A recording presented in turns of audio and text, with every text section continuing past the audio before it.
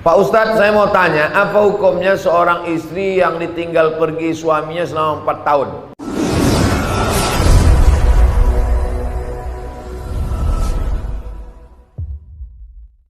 Pak Ustadz, saya mau tanya, apa hukumnya seorang istri yang ditinggal pergi suaminya selama 4 tahun? Berarti suaminya Bang Toib. Selama itu tak ada nafkah lahir batin dan suaminya. Apakah sudah jatuh talak kepada istrinya Pak Ustadz? Ditinggalkan suaminya 1000 tahun, tidak jatuh talak. Mana bisa 1000 tahun? Umur cuma 64. Itu pun kalau tak kena corona. Talak baru jatuh kalau diucapkan laki-laki atau diserahkannya ke hakim. Hakim yang menjatuhkan. Makanya ada namanya sirat ta'liq. Di Medan kalau habis akad ada sirat ta'liq. Ada? Banyak pula yang tak ingat.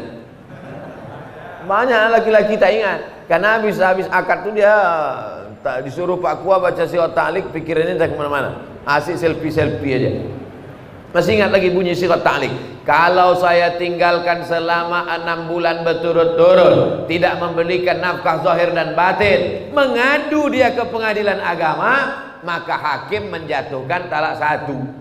Oleh sebab itu kalau dia tak mengadu, sampai mati tak jatuh. Perempuan mesti mengadu dia ke pengadilan agama. Begitu prosesnya. Ini pertanyaannya, ditinggalnya 4 tahun, selama itu tak ada nafkah zahir batin, apakah jatuh talak? Tak jatuh kalau tidak tak mengadu. Maka perempuan mesti punya keberanian untuk mengadukan si Fir'aun yang tak balik-balik 4 tahun.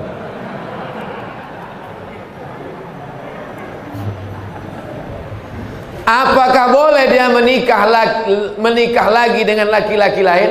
Lakinya tak balik 4 tahun, lalu diam-diam nikah dia sama laki-laki lain. Berarti dia sudah poliandri. Banyak bini, poligami. Banyak laki, poliandri. Banyak tempat berobat, poliklinik. Banyak suara, poliponik. Dulu handphone poliponik. Masih ingat lagi? Besar-besar handphone, bisa melempar anjing. Nah, oleh sebab itu makanya kalau dia mau selesai, dia pergi ke pengadilan agama. Pengadilan agama menjatuhkan, habis iddah 3 bulan, barulah dia bisa nikah lagi dengan suami yang baru. Jangan diam, tiba-tiba nikah dia lagi, bermasalah. Begitu nikah dia hari ini, balik yang 4 tahun itu. Kawat, bersimbah darah. Apabila dia menikah lagi dengan laki lain, sahkah pernikahannya? Tidak sah, karena dia masih dalam ikatan dengan suami yang pertama. Mohon jawabannya Pak Ustaz. Udah aku jawab udah.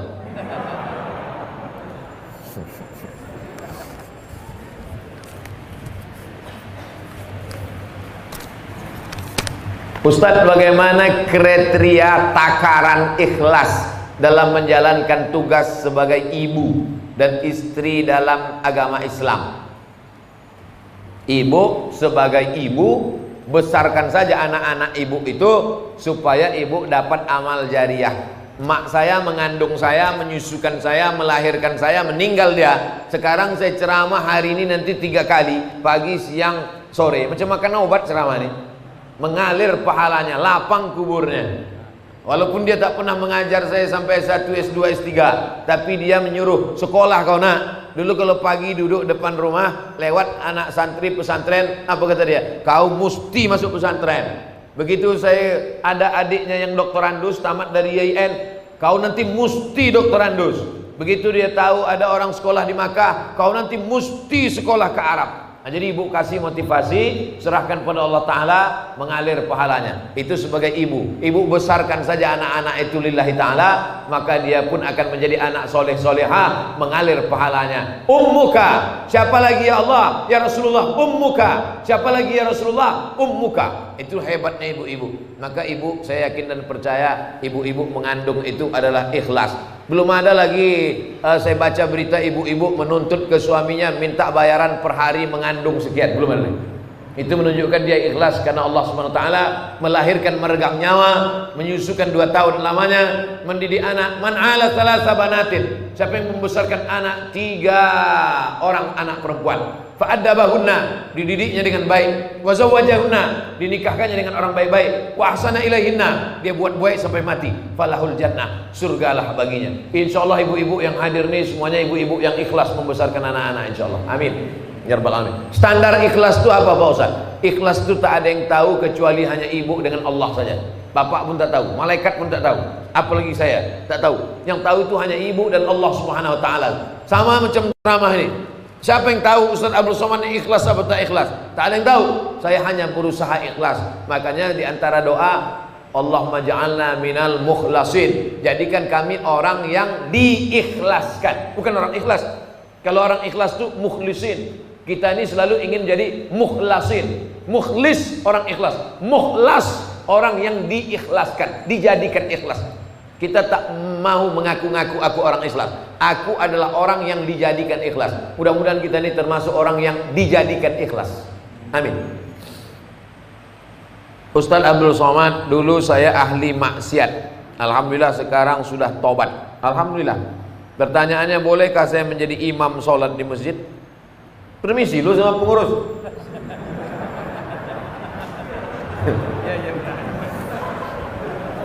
Urutan, saya sebutkan dulu urutan imam. Urutan imam yang pertama ulil amri. Urutan imam tuh ulil amri. Makanya waktu di Madinah itu imam Nabi Muhammad SAW. Sakit Nabi Muhammad, baru disuruh Nabi Abu Bakar jadi imam. Abu Bakar jadi imam sampai meninggal, baru digantikan Sayyidina Umar. Umar meninggal, digantikan Sayyidina Utsman. Utsman meninggal, digantikan Sayyidina Ali. Pemimpin negeri sekaligus pemimpin sholat. Lalu kemudian imam yang kedua, imam ratib.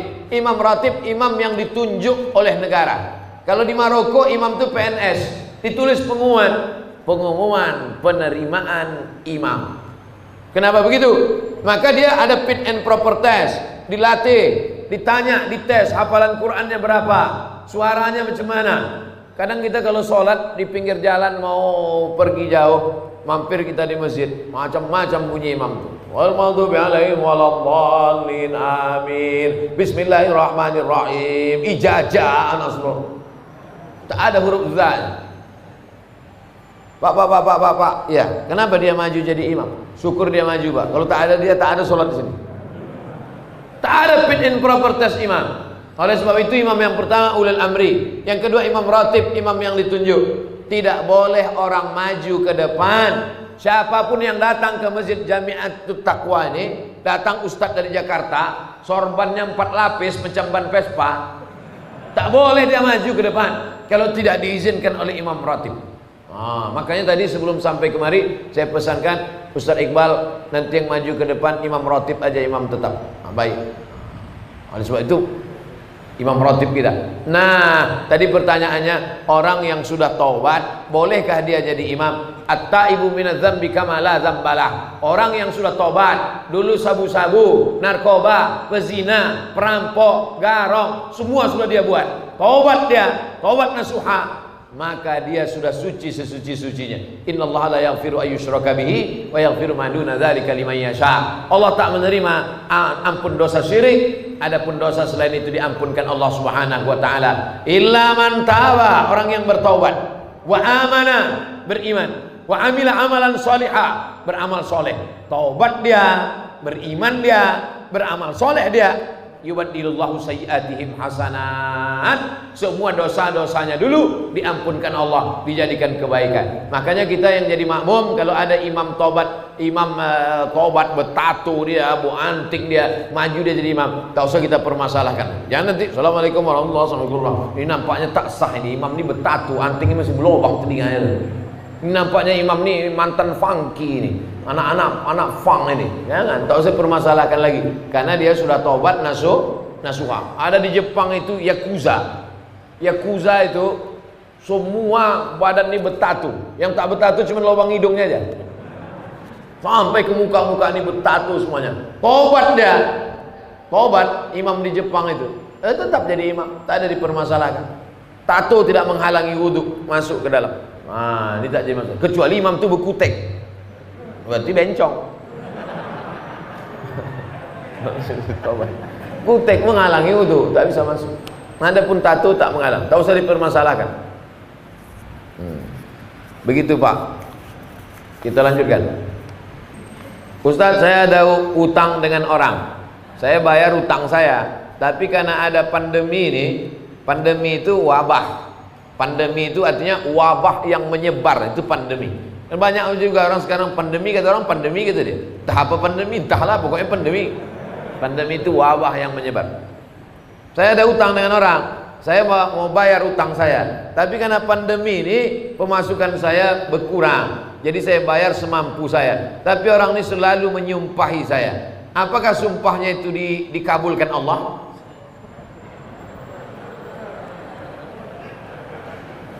Utangnya ada 3 Pak Ibu, utangnya ada 3. Yang pertama, ya ayyuhal Al-Baqarah 282. Ya ayyuhalladzina amanu, wahai orang beriman, idza tadayantum bidainin, kalau kau menjalin transaksi utang piutang, ila ajalin musamma, sampai batas tertentu, faktubuh, tulis.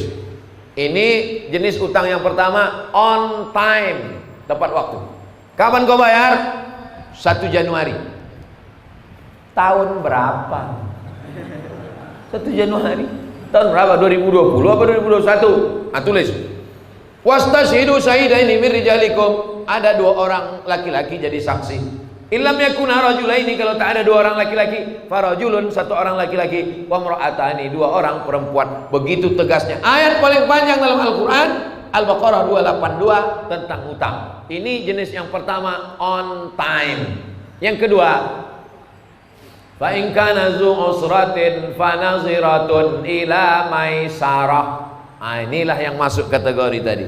Kalau dia kesulitan karena pandemi, bisnisnya tak lancar, bangkrut, fa naziratun ila maisarah. Tunggulah sampai maisarah. Maisarah itu artinya mudah. Siapa nama anak kau? Maisarah. Kenapa? Mudah kali lahirnya. Bersin aku lahir deh. Fanaziratun ila maisarah, tunggulah sampai dia mudah. Gimana? Kapan kau bayar? Aku belum bisa bayar Pak, macam Al-Baqarah 282. Aku ini level 2 macam ceramah Ustaz Somad di Jamiatul Taqwa kemarin. Jadi kapan kau bayar? Insya Allah aku cicil semampuku. Ini level 2. Yang paling mantap tuh level 3. Wa anta saddaqu khairul lakum, kalau kau sedekahkan itu lebih baik. Kapan kau bayar?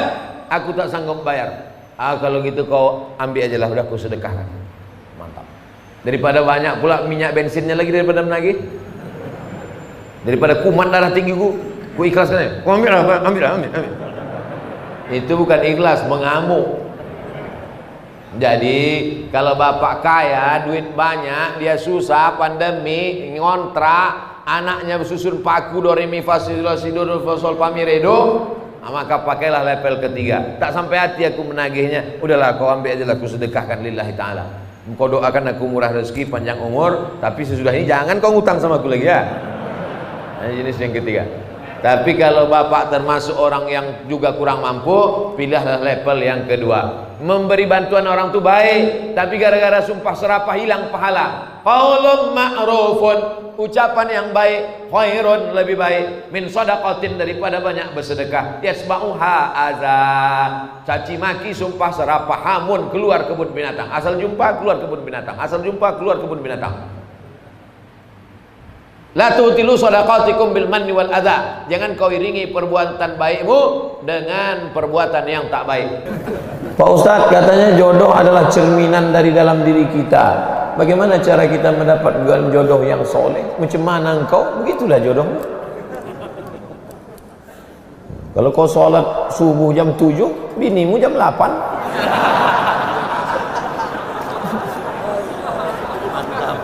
Oh, minta bini yang soleha, kaya, cantik, beriman. Oh, tak sembahyang. Sembahyang sholat Idul Fitri pun masbuk. Mana? Tak sesuai. Oleh sebab itu yang sekarang belum menikah, perbaiki dirimu, taubat nasuha, at-taibu minadz-dzambi kama la dzambalah. Orang yang taubat dari dosa-dosanya seperti orang yang tak berdosa. Perbaiki diri, tubu ilallahi taubatan nasuha. Mudah-mudahan yang sudah hijrah ini, ayyul hijratu afdal, hijrah apa yang paling afdal ya Rasulullah? Rasulullah SAW menjawab, man hajaras sayyiat, orang yang meninggalkan perbuatan silap, salah dan dosa. Oleh sebab itu mudah-mudahan yang sudah hijrah menggabungkan diri dengan komunitas hijrah, mudah-mudahan dipertemukan dengan jodoh yang baik-baik. Ya Rabbal Alamin. Bagaimana doa supaya kita mendapatkan perempuan yang kita sukai? La tadharni fardan wa anta khairul warisin. La tadharni fardan. La, jangan. Tazar, kau biarkan. Ni, aku. Fardan, sendirian. La tadharni fardan. Jangan kau biarkan aku sendirian ya Allah. Wa anta khairul warisin, engkau sebaik-baik pemberi waris. Oleh sebab itu tak ada di situ sebut cantik Pak Ustaz, tak ada sebut situ yang kita sukai. Kadang kita suka hari ini, besok kita tak suka lagi. Kadang hari ini nampak kita dia yang paling cantik, rupanya besok ada yang lebih cantik lagi. Jadi kita minta kepada Allah bukan yang sesuai dengan kehendak kita, tapi yang sesuai dengan ridha Allah Subhanahu wa ta'ala. Bahwa sesudah itu dapat satu lagi, berarti itu lebih diridhoi Allah. Ustaz, kalau misalkan ada khotib sholat Jumat yang waktu khutbah salah satu dari 5 rukun khutbah itu ada yang lewat, apakah kita makmum sholat Jumat itu ngasih tahu? Ya, antum yang sedang itu khotib di atas mimbar kasih tahu, Pak Khotib itu lupa sholawat tadi. Apakah batal khutbah Jumat? Tapi katanya idza sa'idal khatibu 'alal mimbar, kalau khatib sudah naik mimbar, fala yatakallamanna ahadukum, janganlah kamu bicara. Wa may yatakallam faqad lagha, siapa yang bicara maka sia-sia. Wa man lagha fala jum'atalah, siapa yang sia-sia maka tiada Jumatlah baginya. Bagaimana itu Pak Ustaz? Coba tengok hadis lain. Ketika Nabi sedang khutbah, tiba-tiba ada seorang laki-laki di pintu masjid Nabawi mengatakan, halakatil amwal, onta kami sudah mati, korma kami sudah kering, hancur kampung halaman kami, berdoalah ya Rasulullah. Nabi tak marah, Nabi tak katakan diam. Langsung Nabi mengangkat tangan. Itulah istisqa, minta hujan saat dalam khutbah Jumat. Artinya jamaah boleh bicara kepada khatib, maka dia sampaikan. Rukun khutbah itu 5, bukan banyak. Alhamdulillah, wassalatu wassalamu ala rasulillah, Allahumma salli ala sayyidina Muhammad wa ala ali Muhammad. Ya ayyuhalladzina amanu taqullaha haqqa tuqatih, usikum wa nafsi bi taqwallah, Allahumma firil muslimina wal muslimat. Cuma 5 saja. Alhamdulillah, salawat, ayat, wasiat takwa, doa, cukup. Laki-laki yang ada di sini semua wajib menghafal rukun khutbah dan mengingatnya ini. Mana tahu nanti antum dalam suatu daerah anak-anak muda KKN sampai di situ pengumuman dari masjid, hari ini kita tidak ada sholat Jumat karena khotibnya baru meninggal. Antum harus naik ke atas. Naik antum ke atas, antum baca alhamdulillah wassalatu wassalamu ala rasulillah ya ayyuhalladzina amanu taqullaha haqqa tuqatih usikum wa nafsi bi taqwallah. Nah, duduk antum. Habis itu naik lagi ke atas, alhamdulillah wassalatu wassalamu ala rasulillah Allahumma salli ala sayyidina Muhammad ya ayyuhalladzina amanu taqullaha usikum wa nafsi bi taqwallah Allahumma firil muslimina wal muslimat innallaha ya'muru bil. Kalau enggak hafal udah diam, udah turun, selesai salat Jumat. Habis salat Jumat semua komplain, pendek kali khutbahnya katanya. Syukur aku bisa, kalian tak bisa lagi. Penting 5 rukun sudah tercapai. Bahkan di beberapa daerah yang khutbah Jumatnya mesti pakai bahasa Arab, itu khutbahnya pendek aja, tapi justru sebelum sholat Jumat itu diisi dengan tausiah. Seperti di Pariaman, Sumatera Barat, yang masih mewajibkan khutbah pakai bahasa Arab di beberapa tempat di Pulau Jawa. Justru sebelum sholat itu panjang tausiah agak 1 jam, nanti khutbah pendek saja, sholat ayatnya panjang. Nah, ini tentang masalah rukun pada khutbah Jumat menurut mazhab Syafi'i. Tapi ada juga mazhab yang tidak pakai model 5 tadi, yang penting asal sudah ada wasiat takwa di dalamnya cukup. Tapi saya pribadi yang mengamalkan mazhab Syafi'i, selalu 5 rukun itu saya ulang lagi di khutbah kedua. Makanya khutbah kedua itu tak saya campur lagi pakai bahasa Indonesia. Saya kalau khutbah kedua itu murni bahasa Arab, dan tak saya robah-robah, itu saja. Alhamdulillah, wassalatu wassalamu ala rasulillah wa ala alihi wa sahbihi wa man tabi'ahu wa mawala. Asyhadu an la ilaha illallah lahu la syarika lah, wa asyhadu anna sayyidina Muhammadan abduhu wa rasuluh la nabiyya ba'dah. Allahumma salli ala sayyidina Muhammadin nabiyil ummi wa ala alihi wa sahbihi wa barik wa sallim. Lalu kemudian saya baca doa, lalu kemudian turun 5 rukun khutbah di khutbah kedua supaya tetap mengikut mazhab. Wallahu a'lam. Bagaimana cara menghafal cepat mutqin? Tentu lain tempat, lain ustadz, lain metode yang dipakai. Kami dulu di Al-Azhar 1 tahun 2 juz, tahun 2 juz, tahun 3 2 juz, tahun 4 2 juz.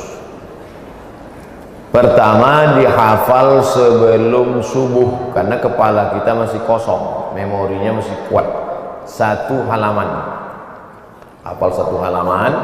Setelah hafal diulang-ulang dalam sholat sunat, qabliyah subuh, qabliyah zuhur, sholat zuhur, qabliyah ba'diyah zuhur, qabliyah asar, sholat asar, qabliyah maghrib, ba'diyah maghrib, qabliyah isya, ba'diyah isya. Kemudian diulang lagi, ditulis. Innallaha la yastahi an yadriba mathalan ma ba'udatan fama fawqaha. Karena metode menulis itu menguatkan. Tulis tumban, dihafal sebelum subuh, terhunjam dia di kepala, diulang. Karena kepala kita ini sama seperti 1 kali baca titik, titik, titik, 2 kali baca titik, titik, titik, 3 kali baca garis, garis, garis, 4 kali baca garis agak panjang, 5 kali baca garis menyatu, 5 kali garis tipis, 6 kali garis tebal. Kuat dia waktu sebelum subuh itu di kepala. Diulang-ulang dalam sholat dengan pertolongan Allah, doa para malaikat, dibantu dengan tulis. Tapi dia bisa juga hilang. Syakautu ila waqi'in su'a hifzi. Aku melapor kepada Imam Waqi' tentang hafalanku yang kacau. Fa arsyadani ila tarkil ma'asi. Dia pesankan padaku, tinggalkan perbuatan maksiat. Di annal ilma nurun, karena ilmu itu cahaya. Wa nurullahi la yuhda lil 'asi. Cahaya tak akan diberikan pada perbuatan orang pelaku maksiat. Oleh sebab itu jauhi perbuatan maksiat. Saya mau minta doa supaya cepat menghafal Quran. Allahumma ansur alaina min khazaini rahmatika. Ya Allah, tebarkanlah kepada kami dari perbendaharaan rahmatmu. Karena yang diberikannya kepada kita itu bukan kuasa kita, itu kuasa Allah Subhanahu wa ta'ala. Ya Allah, tebarkan kepada kami sebahagian dari perbendaharaan rahmatmu. Birahmatika ya arhamar rahimin. Dengan rahmatmu ya Allah. Doa itu sebelum tawakal, pertama usaha, setelah itu doa, habis itu baru tawakal. Cara tidur yang tidak membatalkan wudhu itu bagaimana? Disebutkan dalam kitab ditulis oleh Imam Al-Muzani dan Imam Al-Buwaiti, murid dari Imam Syafi'i yang mulazamah dengan Imam Syafi'i. Mereka tulis yang dalam bidang usul fiqihnya ditulis oleh Imam Rabi' Al-Muradi, itulah kitab Ar-Risalah. Sedangkan dalam kitab fiqihnya disusun oleh Imam Al-Muzani, Imam Al-Buwaiti, itulah kitab Al-Induk. Di situ disebutkan duduknya maaf cakap. Kedua apa tempat duduk kita itu apa namanya? Nanti itu saya agak takut saya ceramah ini sekarang. Pantatnya menempel ke lantai. Menempel ke lantai, tidak bersandar. Selama menempel ke lantai itu, duduk antum itu menempel, nah itu tidak batal, walaupun ngences, walaupun berbunyi, tak batal. Tapi kalau sampai antum maju ke depan, telungkup antum, batal. Saking kan ngantuknya telungkup ke depan, terangkat kan, batal. Karena waktu terangkat, itulah anginnya keluar. Atau untuk menyandar ke dinding, menyandar ke tiang. Nah, maka yang duduk di tengah ini, nah ini tak batal. Tapi yang agak dekat-dekat tiang, itu ragu saya. Nah, jangan miring ke kanan, jangan miring ke kiri. Nah, duduk menempel. Nah, insya Allah tak batal karena rapat dia. Kalau ragu Pak Ustaz, batal apa enggak batal? Batal enggak batal? Jangan kau batalkan salatmu hatta tasma'a sautan au tajida rihan, sampai kau dengar ada suara atau kau cium bau. Dua indikasinya, terdengar suara atau tercium bau. Karena ada yang tak bersuara tapi berbau. Apakah orang yang meninggal boleh disolatkan berulang kali? Boleh solat jenazah berulang kali, boleh solat gaib berulang kali, bolak-balik. Nabi Muhammad SAW itu jenazahnya tak dibawa keluar. Jenazah Nabi itu di dalam kamar. Kamar itu kecil, maka berganti-gantian sahabat solat keluar, solat berkeloter. Yang tak boleh berkali-kali itu menyembelih binatang, tak boleh. Binatang kalau sudah disembelih diangkat pisau, haram hukum. Makanya pisau itu tak boleh. Tak boleh ditarik, nah, sekali. Nah, tengoklah video saya yang motong-motong kurban.